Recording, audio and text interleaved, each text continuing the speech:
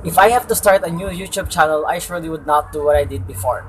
The fact that this is part of the YouTube guidelines, also it will not help your channel grow.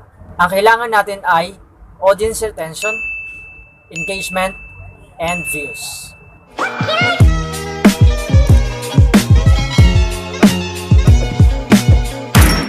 What is up guys, this is Migo JohnZ and welcome to another vlog.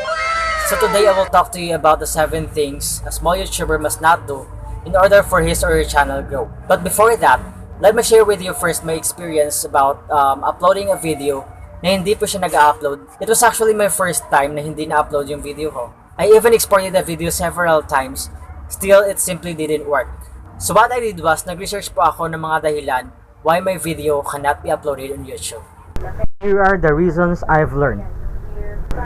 Number 1, unstable internet connection. Well, obviously naman po, kailangan ng internet connection even when you'll just open an application. Number 2, extremely high volume upload. This was probably the reason why my video cannot be uploaded. So, ang ginawa ko, in-edit ko na lang. Number 3, certain video file type. Tiga lang, basahin ko.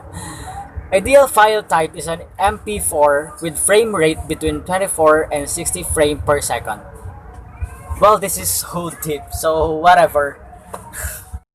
Fortunately, na-upload ko naman po. But if you knew some reasons that I've never mentioned in this video, so let me know in the comment section below. Anyways, based on my observation, I did mistakes on my YouTube channel since then. So here are the 7 things which I think most of the small YouTubers are letting and still doing this even at this very moment. Number 1, not verify your YouTube account. Do we really need to verify it?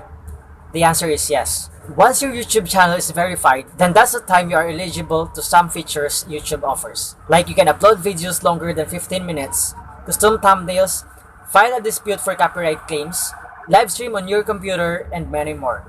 If you ask me how to verify your account, then again let me know in the comment section below. Number 2, using copyrighted music, videos, or images. Please remember that this is against the YouTube guidelines, so your channel may be terminated. I am talking about copyright strike. Number 3, not using thumbnail.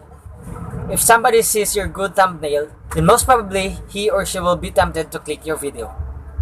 Number 4, spamming comments. Just last night, I've checked all the spam comments in my YouTube channel and I am very shocked of the numbers. There are a lot of spam comments there and I will be talking that later on the next video. Number 5, turning off comments. This is the right place to connect to your viewers. So allow your comments in all your videos as much as possible. Number 6, no uploading schedules. Even until now, I don't have this, but I tell you, have your own uploading schedule. So your audience has something to look forward to. And mas madaling manotice ni YouTube kapag consistent ang upload mo.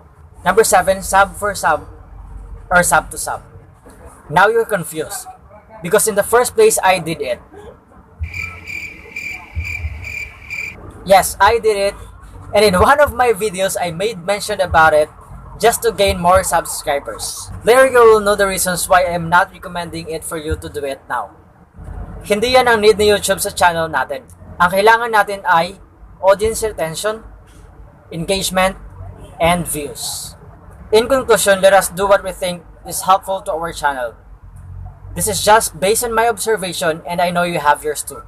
So that's it for today guys. I hope you have learned something from this video. And if you are new to my YouTube channel, please don't forget to like, comment, share, subscribe, and don't forget to hit the notification bell para miguhay na ta.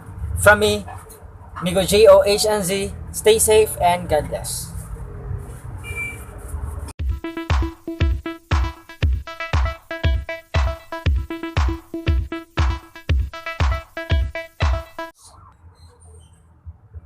Later on you will know the reasons. Later on you will know the reasons why I am not recommending it now to do it. I am now recommending I am not